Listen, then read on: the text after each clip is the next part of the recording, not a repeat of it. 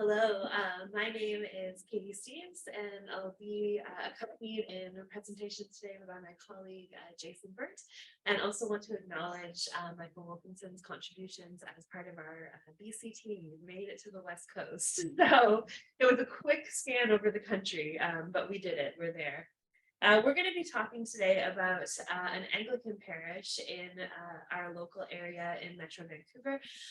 And so we're going to be talking about the narratives that they tell and the stories that they talk about when it comes to their past, present, and future flourishing. And I'll let Jason start by introducing the parish a little bit. Thank you, Katie. So yeah, churches, parishes in this part of the world are relatively young compared to others. The parish is located in British Columbia, Canada, and was established in 1885. Several churches were erected in the parish, the first in 1890 in our case study church in the mid-1950s. Chasing Katie. So this church merged with another in the 1990s, and then in the early 2000s, a devastating fire destroyed this church building. The search for new land was unsuccessful, and the congregation met in school gymnasiums for 4 years. I bet there's some people here who've attended church in a gymnasium before. Well, the congregation described this period as our journey in the wilderness, no doubt. It's not about buildings, they said, but about people. Working through this experience, we have come to see ourselves more fully, not as a building, but rather as the body of Christ. A new building was finally erected in 2003, 2004. And the priest said, the easy part was building the building. The hard work begins with living out this mission, the parish mission statement, which reads, listening to God's call and walking humbly with Jesus. We are seeking justice and living in loving kindness for all God's creation, acting on the faith that we were born with a meaning and a purpose. We build relationships with each other, our community, and our world, and offer this facility and ourselves a warm, welcoming resource for the community. So the church building now, and we saw this in our observations or interviews. The church building is now in use by many community organizations, in addition to the congregational activities that they do throughout the week. The doors are always open. There's always something going on. The place is extremely busy. In 2010, they developed the Garden to Table ministry. It's still going. They became a welcoming community over time to LGBTQ people and migrant laborers, and have ministry to those folks. In 2015, the most recent priest was inducted, and they started community dinners, which are still going. A Center for Spiritual Renewal was launched, and during COVID-19, they jumped on Zoom, a lot of other churches. It was slow, they said. It was a slow recovery post-COVID. So in terms of data, we had 50 to 100 attendees during our time there. The church history documents, we got a chance to look through them and evaluate them, analyze them. We attended 8 service and event, various events, 8 different times. And then we interviewed 9 members and leaders, including the priests. So I'm going to turn it over to Katie. She's going to talk about the guiding framework. Fantastic. I guess the camera doesn't want to share. All right, so one of our guiding frameworks that we're using as we've been coding and analyzing this data is honestly narrative organizational theory.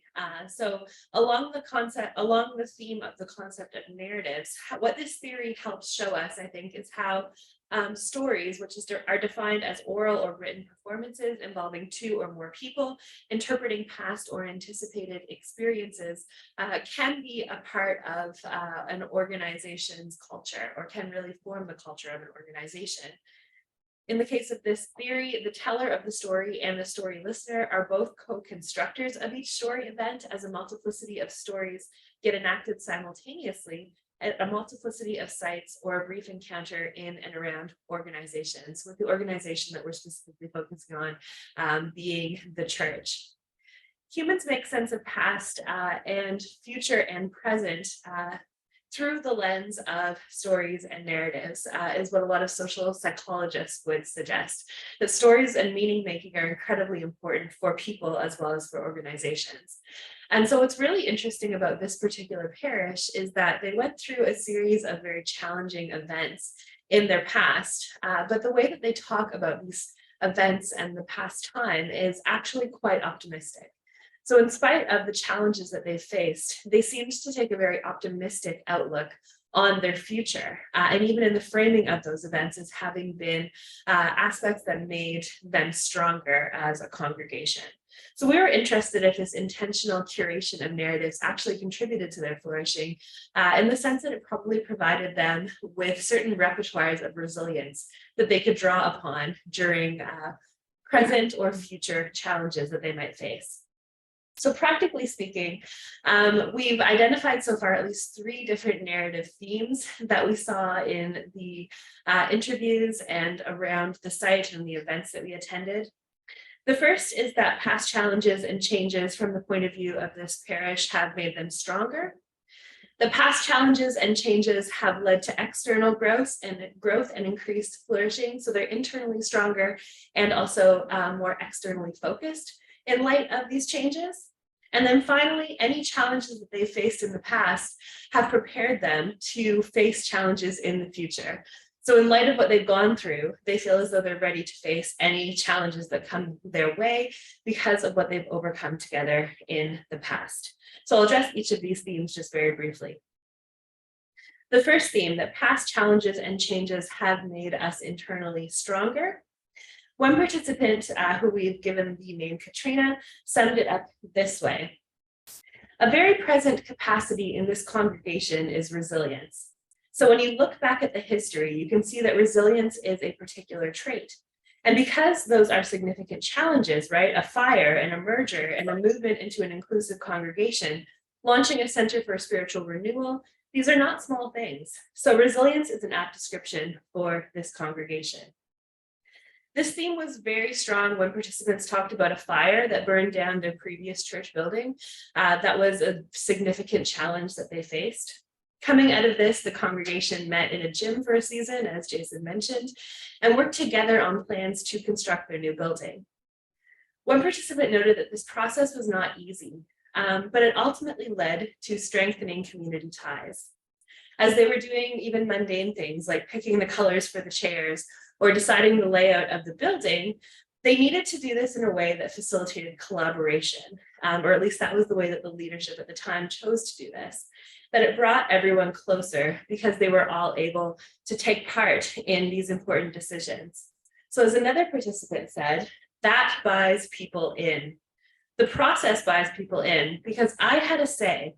I might not have got exactly what I wanted, but I had a say.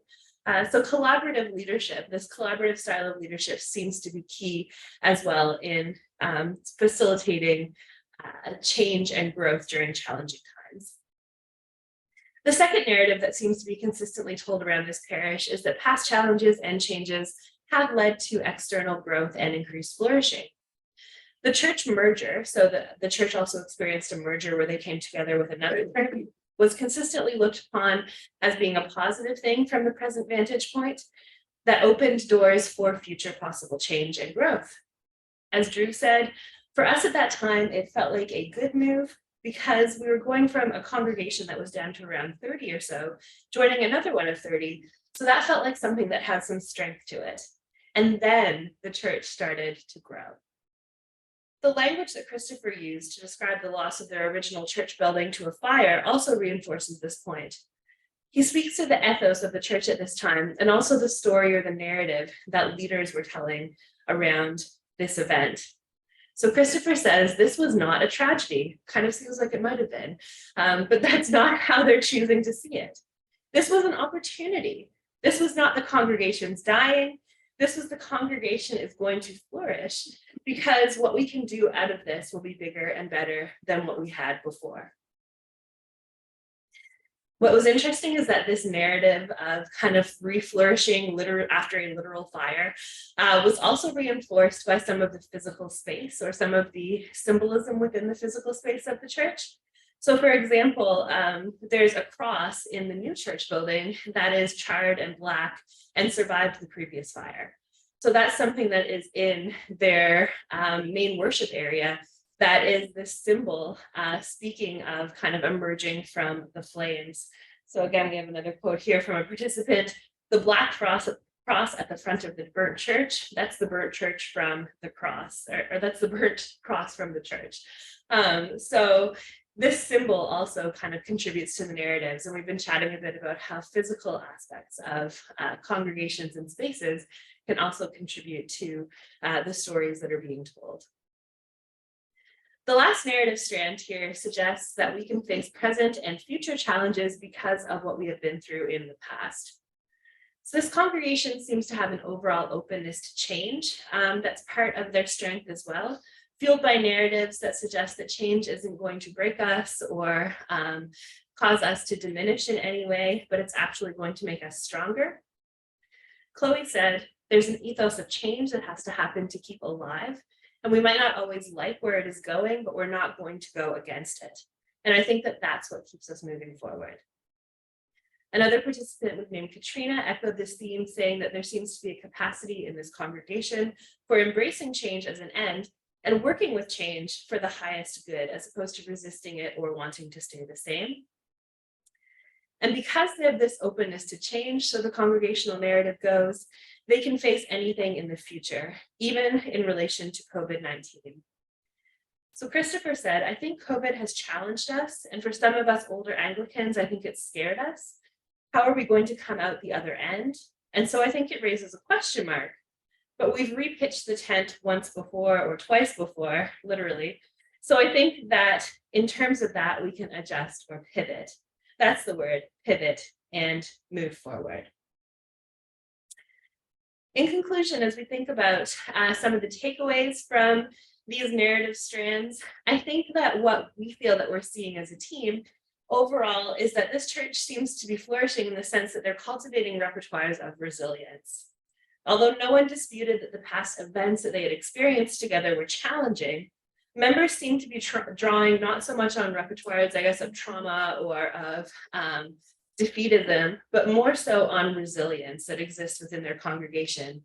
Ways of talking about the past that suggest that there's still hope for the future and that things are going to be okay moving forward. It's good to embrace change. Change has brought us to where we are, and we're going to want to do that to move forward.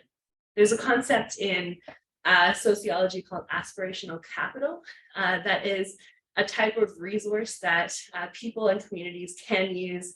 And it's defined as being the ability to maintain hopes and dreams for the future, even in the face of real and perceived barriers. It exists when groups tell stories that nurture a culture of possibility, even in the midst of real disadvantage. And so I think that's one of the things that we see going on in this congregation. Thanks, Kate. Yeah, and briefly, we have another concept in sociology 101 we talk about is this framework of symbolic interactionism. It's a micro theory, and it describes how we develop meaning in our world socially. And I don't know why we didn't even talk about it. I was like, this burnt cross is exactly that. In this new church or in this new building, it's the same church people if we think of the church as people, right? And so here you have this thing that's constantly reminding them of what they've been through, of what they've walked through, their Ebenezer. So we also wanted to say that there was some seriously decisive leadership going on. The shepherd knew the sheep, and I don't know any other way to put that other than just that they had to make some really tough decisions, but they did it in a very loving way and collaborated with a willing lady. So there were some hard decisions. Some people left, but those that stayed were like, we're going full tilt. We're going to partner with you as the priest, and we're going to work with you. And so they did have advantageous organizational structure, this hierarchy that kind of gave them oversight and strength top down. In that sense, but they took this recognition of complexity of present challenges as an aspiration for the future, as opposed to like a stumbling block, which if my church burned down, it would be really hard for me to see it just as a huge defeater. And like, how did God let this happen, and just wallow in that? But they were very quick to pivot. They were just, they saw that as an openness to change, a new time for God to radically do something new. So that's kind of part of this framework of resilience that came through.